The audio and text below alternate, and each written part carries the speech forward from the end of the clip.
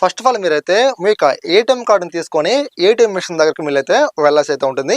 అక్కడ మీకు ATM card మీరైతే ఇన్సర్ట్ అయితే చేయండి. సో తర్వాత మీకు hi please do not remove chip card అని చెప్పేసి మనకు చూపిస్తారు. సో మనకి ఇది కంప్లీట్ అయిన తర్వాత ఇక్కడ మీకు డొమెస్టిక్ ఇంటర్నేషనల్ అని చూపిస్తారు. సో మీరు కనుక భారతదేశంలో ఉన్నట్లయితే మీరైతే డొమెస్టిక్ సెలెక్ట్ చేసుకోండి.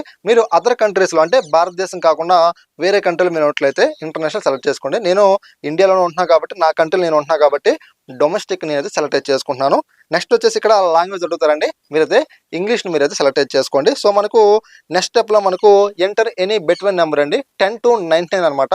10 నుంచి 99 నెంబర్ లోపు మీరు ఏ నెంబర్ అయినా సరే ఎగ్జాంపుల్ మీరైతే ఎంట్రీ చేయమంటారు. సో నేనైతే 55 నెంబర్ నేనైతే ఎంట్రీ చేసి ఎస్ మీద ట్యాప్ చేస్తున్నాను. సో నెక్స్ట్ వచ్చేసి ప్లీజ్ ఎంటర్ పిన్ అండి. అంటే మీది ఏదైతే ప్రజెంట్ వర్కింగ్లో ఉన్న మీ యొక్క ఏటీఎం కార్డు సంబంధించి పిన్ ఏదైతే ఉందో ఆ యొక్క పిన్ మీరైతే ఎంట్రీ చేసి పిన్ జనరేషన్ మీద మీరైతే ట్యాప్ అయితే చేయండి. ట్యాప్ చేసిన తర్వాత మనకు నెక్స్ట్ స్టెప్లో ఇక్కడ బ్యాంకింగ్ అని చెప్పేసి ఒక ఆప్షన్ మనకైతే కనిపిస్తూ ఉంటుంది. ఇక బ్యాంకింగ్ మీద మీరైతే క్లిక్ చేయండి. క్లిక్ చేసిన తర్వాత మనకు నెక్స్ట్ స్టెప్లో పిన్ చేంజ్ అని చెప్పేసి మనకి ఇక్కడ క్లియర్ అండ్ కట్గా మనకు కనిపిస్తుంది కదా, ఇక్కడ మీరైతే క్లిక్ చేయండి. మీరు క్లిక్ చేసిన తర్వాత please enter your new pin అండి. సో మీది ఏదైతే కొత్తగా మీకు ఏటీఎం కార్డు సంబంధించి పిన్ పెట్టుకుందాం అనుకుంటున్నారో ఆ కొత్త ఏటీఎం పిన్ని మీరైతే ఎంట్రీ చేయండి. కేవలం మీరు 4 లెటర్స్ మాత్రమే ఎంట్రీ చేయగలరు అనమాట.